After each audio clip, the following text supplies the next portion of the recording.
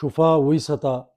شفا کولی څوک شي، شفا په کومه ځمکه باندې کیدی شي، د شفې په وخت ستا سره پیسې څومره پکار دي، ستا د شفې وخت شروع کیږي د کوم ځای نه، کوم ډاکومنټ تاله پکار دي، او د شفې مقدمه به ستا مضبوطیږي څنګه، دا کمزوري کیږي په څه باندې، دا زمونږ په دې صوبه خیبر پښتونخوا کې د کومو قوانینو د لاندې کیږي. په دې شپ پریمپشن ایکټ کې کوم سیکشن دی ډېر اهم ستا دپاره چې د هغې نه ته ځان خبر کړي، او نورې د شفې په حواله سره انتهایي اهمې خبرې دا به مونږ نن زده کوو. شفه په اصلي کې ستا هغه حق دی چې ستا ګاونډ ته غیر سړی رانشي، دا ستا اسلامي حقوم دی، دا ستا قانوني حقوم دی. د شفې دپاره د ټولو نه اهمه خبره دا ده چې ته خپل حق په دې لحاظ سره وپېژنې. شفا کاته شریک یعنی هر هغه سړی چې هغه په ځمکه کې ستا سره کاته شریک دی، یعنې تاسو پکې دواړه یو مالکان یې، دی د ټولو نه لوی حق دی. دویم نمبر پوله شریک ګاونډي سړی، دا د شفې حق د دې سړي دی چې په ګاونډ کې په څلور واړه طرفه باندې پوله لګېدلې ده د خرڅې شوې ځمکې سره، دا د حق دی. او دریم نمبر دا د هغې سړي حق دی چې د دې خرڅې شوې ځمکې سره د حقونه، یعنی مطلب دا دی د اوبو حق، د لارې حق او دا سیزونه د دوی مشترکي، نو دا سړی هم په اصلي کې شفا کولی شي. شفا دا به ته کوې څنګه، نو پریمپشن ایکټ سیکشن 13 دا په دې لحاظ سره ډېر زیات اهم دی. او د شفې نه چې ته څنګه د رجسټرۍ نه یا د انتقال نه یا د قبضې نه د دې دریو سیزونو نه ته څنګه خبر شوې، نو پکار دا ده چې ته سمدستي کم از کم د دوو ګواهانو په مخ کې وای چې دا کومه ځمکه د پلاني سړي خرڅه کړې ده، په دې باندې زما شفه ده. دا په اصلي کې دې ته طلب مواسبت وي او جمپینګ ډیمانډ چې څه ته وي. په دې کې به ته یو سیکنډ هم لیټوالی نه کوي، بلکې کم محفل چې ناسي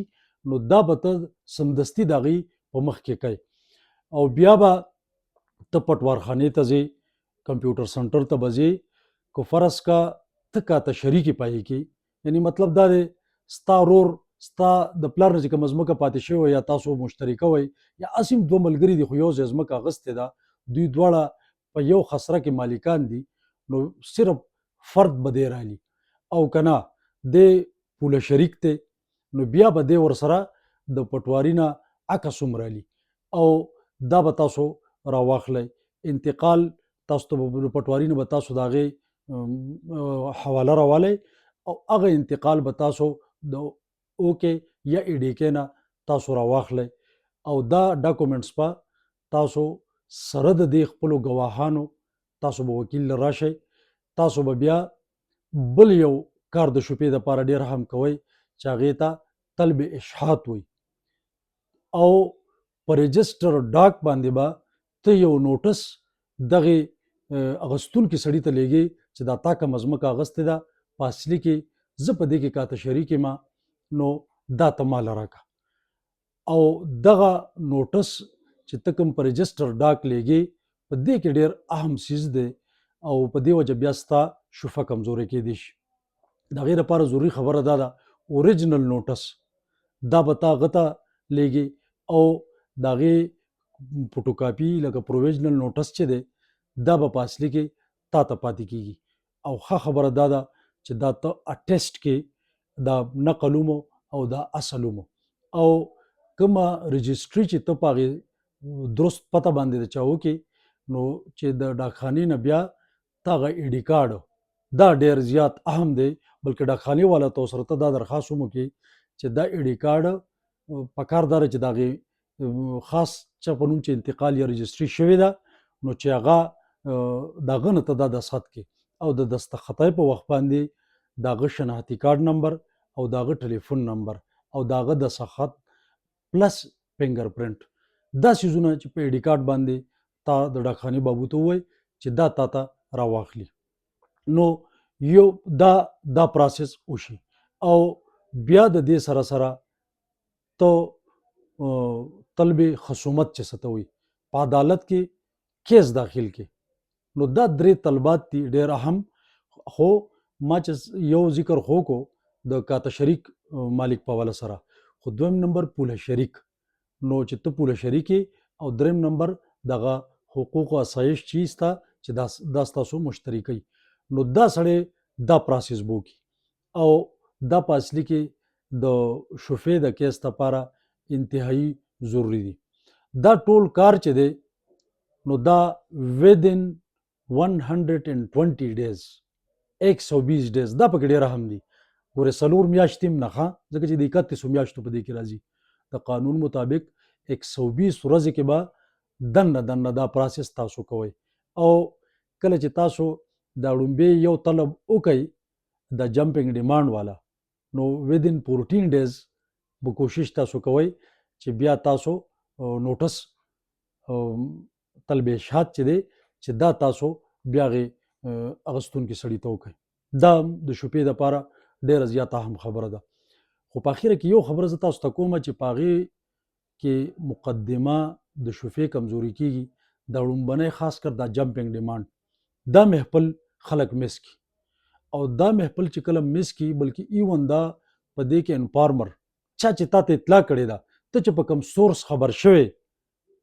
چې دا ځمکه پلاني اخیستې ده، نو دا انتهایی اهم پوینټ په شفه کې. په دې بنیاد باندې ډېر شي فیصلې دي عدالتونو چې هغه عدالتونو پې کیسونه خارج کړي دي، او دا انفارمر انتهایی ضروري دی. ته به طور ګواه دیم په عدالت کې پیش کې، بیا چې ستا کوم د دغه لومبې محفل دا کوم ګواهان چې دي چې دا هم ته په عدالت کې پیش کې، نو انشاءالله تعالی ته بیا کیس ګټلی شي او چرته بیا کیس نشي بایللی. د شفې په وخت باندې ستا سره کم از کم 1/3 پیسې پکار دي چې کله ته مقدمه داخلي. یعنی مطلب دا دی چې 3 لک روپۍ د ځمکې قیمت دی، نو چې 1 لک روپۍ ځکه 1/3 پیسې عموما عدالت حکم کوي او ودن منت اکثر عدالت حکم وکي، نو د عدالت د حکم چې څنګه وشي نو بهرحال